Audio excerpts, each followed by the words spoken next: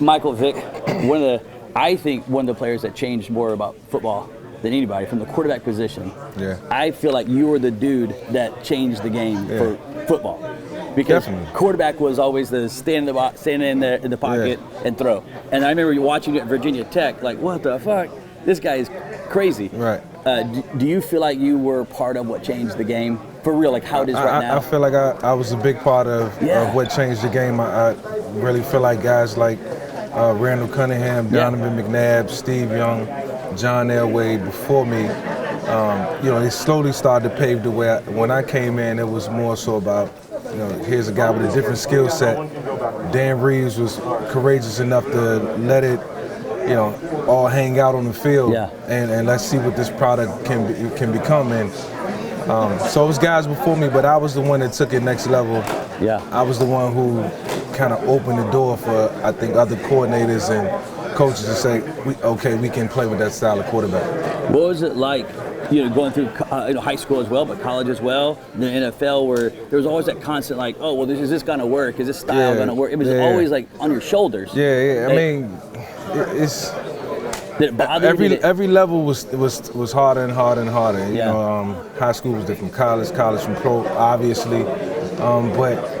It was just more so about believing in myself. And, you never changed. You always stayed with it. Even as a young kid, I thought about changing my position because I felt like, being a black quarterback, that the chances of making it was slim. Yeah. So, in my mind as a young kid, I was like, if I can make 5th, 6th round. I seen guys go late rounds like Michael Bishop and Sean King, and I'm like, okay, that gave me courage and that gave me some sense of hope.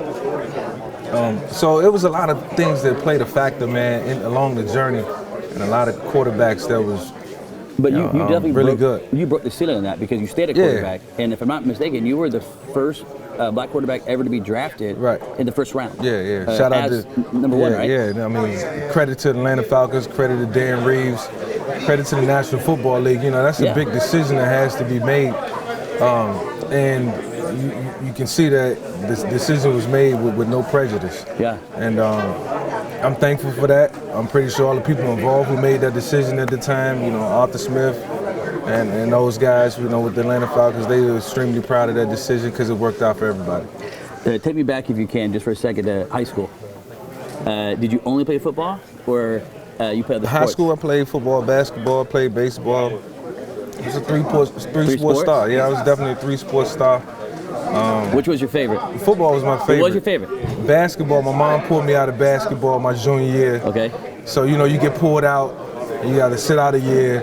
Then, the next year you come back and I'm on the second team, and they just threw me a jersey. They gave me like number 43. It was like, go play power forward. And I'm like, yo, bro, I'm a guard. I need number 2. I need the ball in my hands. But it was a fun experience and experiences that I have for a lifetime. But football was definitely my favorite. Yeah. Question on the baseball. What position you play in baseball? You played? Baseball, I played center field. And I pitched. Okay. And the fastest pitch I ever clocked was like 86 miles an hour, and I just knew that wasn't enough for the big league, so I canned it right then and there. It was over. So your head, even going through high school, you were in the full mentality, I'm going to go pro.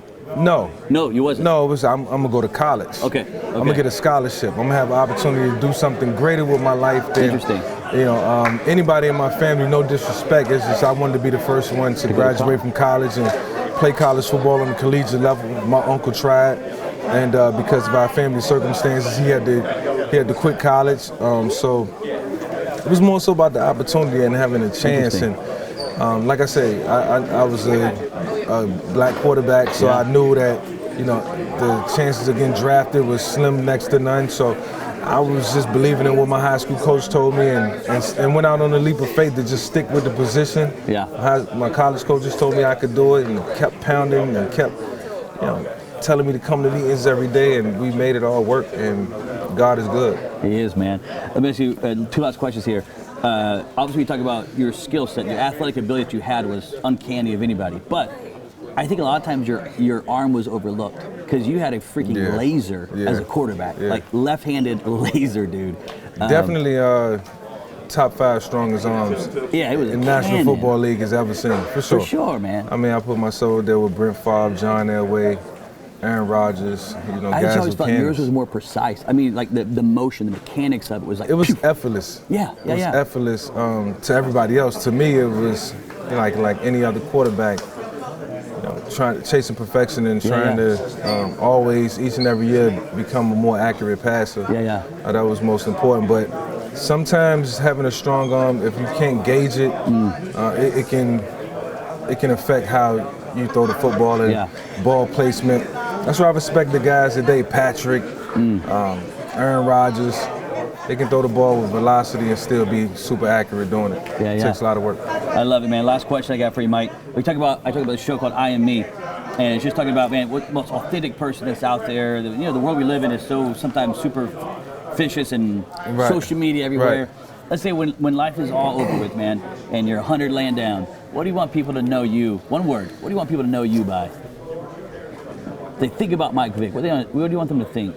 Humility. Humility. Yeah. Interesting. Why did you choose that word? I mean, I feel like in everything in life, you just have to, you got to have some type of humanity about you. And life is difficult, a lot of ups and downs, but when it's all said and done, it's about, you know, your respect that people have for you, the respect you have for others, and you know, the integrity that you lead your life with. You know, so I feel like playing a quarterback position, I became a natural born leader. It's helped me in life. It's helped me in my household. You know, especially having, you know, a significant other, my wife, to help groom me. So, you know, I say humility more than so than anything. Yeah, because obviously you were throwing in quarterback, which is massive leadership right away. Right. And you kept the humility all the way through it.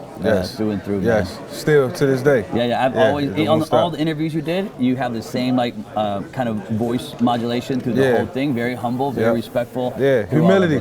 Humility is everything. Humility and integrity. Man. Thank you so much, Mike. Thanks man. for having me. Thank you, man.